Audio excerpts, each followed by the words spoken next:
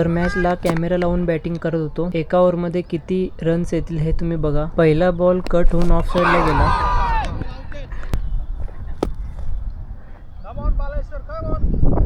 दुसरा बॉल मी step out होऊन मारावं म्हणलं पण बीट झालो.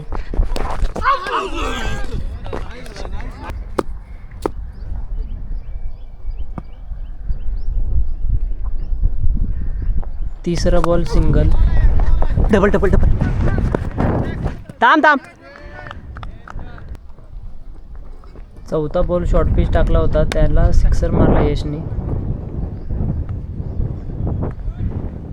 पाचवा बॉल तर खूप लांब छक्का मारला.